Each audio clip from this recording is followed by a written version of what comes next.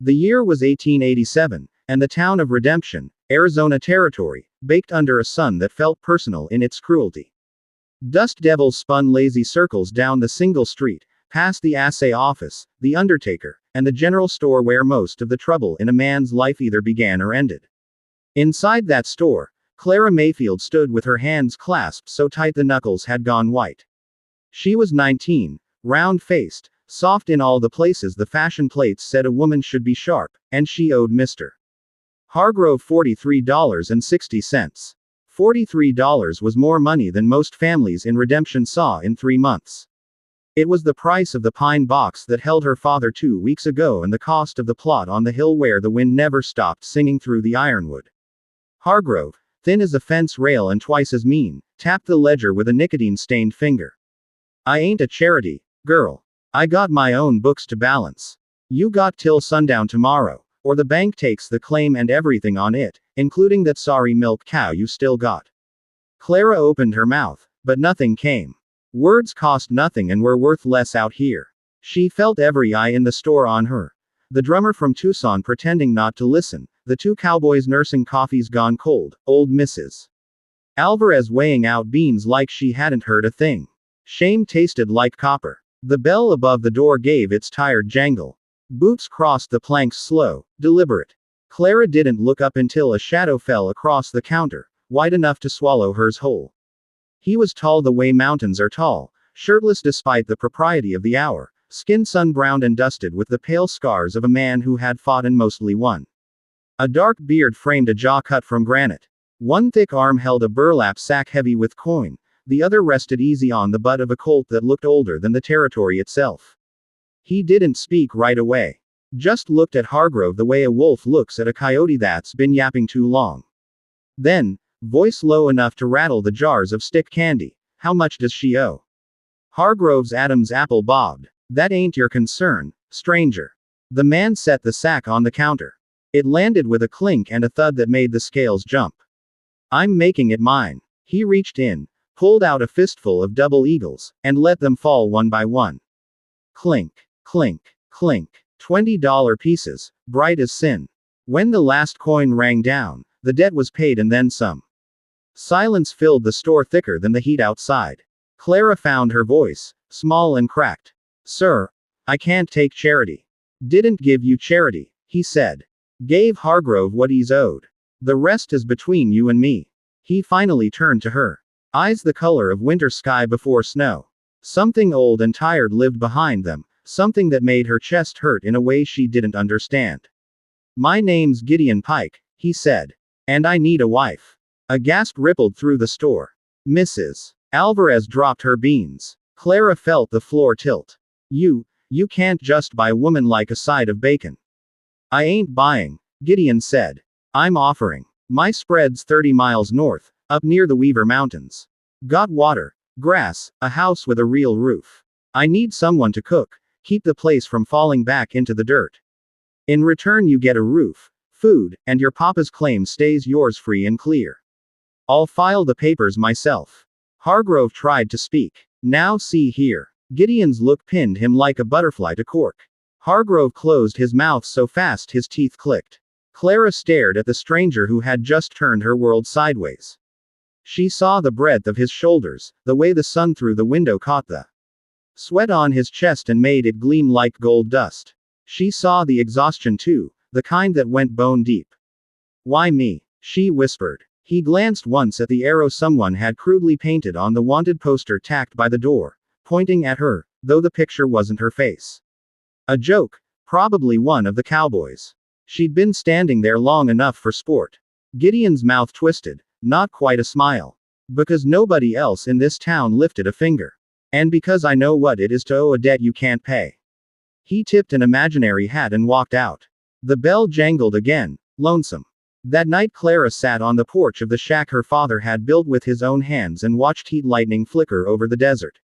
$43.60 sat in a fruit jar on the table inside. Gideon had left the overage with her, said it was for the cow. She had never held so much money in her life. Marriage. To a stranger who looked like he could wrestle a grizzly and win. Who carried scars older than she was and sadness older still. Who paid her debt without blinking and asked for nothing but a woman's work in return? She thought of staying. Selling the cow, taking in laundry, watching Hargrove smirk every day until the desert swallowed her whole. She thought of her father's grave, already eroding in the wind. At dawn she saddled the mule, packed the few things worth taking, her mother's Bible, 2 dresses, the fruit jar of coins, and rode north.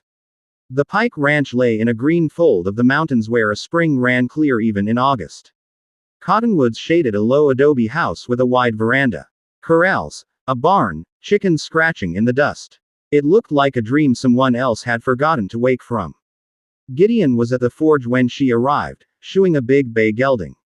He didn't act surprised to see her. Just wiped his hands on a rag and said, "House is yours to set as you like. My room's the one at the end. You take the big one with the window." "I ain't decided yet," Clara said, chin high. "Fair enough." The first month passed in wary circles. She cooked beans and cornbread, rabbit when he brought it in, apple pie when the peddler came with fruit. He ate whatever she set down without complaint, worked from starlight to starlight, spoke only when spoken to. At night she heard him on the porch, boots creaking, the low murmur of a man talking to ghosts. One evening she found him in the barn, staring at a small wooden cross nailed above the door. Rain, rare and precious, drummed on the tin roof. Who was she? Clara asked before she could stop herself. He didn't pretend not to understand. "My wife, Sarah. And the boy, Caleb. Fever took him 3 years back." The words were simple, but the weight of them bent the air. "I'm sorry," she said. He nodded once. "I was in Yuma prison when it happened. Robbed a train I didn't rob. By the time I broke out, they were already in the ground." Clara's breath caught. So that was the shadow behind his eyes. She reached out, tentative, and touched the back of his hand. Calloused, enormous, trembling just a little. He let her. After that, the distance shrank. She found herself watching for him at dusk, the way his silhouette cut across the yard like something carved from the mountains themselves. He began leaving small things on the table. A hawk's feather, a piece of rose quartz, once a clumsy wooden spoon he'd whittled because he noticed she'd burned hers. Winter came early to the high desert.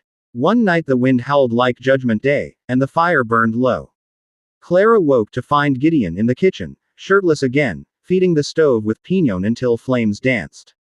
"Couldn't sleep," he said. "Me neither." They sat together on the bench by the hearth. The firelight painted gold across the ridges of muscle on his chest, the dark hair there, the pale lines of old hurts. She felt the warmth of him though they didn't touch. "I never thanked you proper," she said. "You don't owe me thanks." "Owe me nothing at all." "Maybe I want to owe you something," she whispered. "Maybe I want it to be mine to give." His eyes searched her face. Slowly, like a man expecting the gift to vanish, he lifted one big hand and brushed a curl from her cheek. His thumb lingered against her skin. "Clara," he said, voice rough, "I'm a hard man with a harder past. I got nothing gentle to offer." "You already gave me gentle," she said. "Every morning you leave the coffee pot where I can reach it without climbing on a chair. Every night you bank the fire so I don't wake up cold. That's gentle, Gideon Pike." He made a sound low in his throat and pulled her into his lap as easy as lifting a child. She went willingly, hands spread against the warm wall of his chest. When he kissed her it was careful, almost reverent, like she was made of the thinnest glass.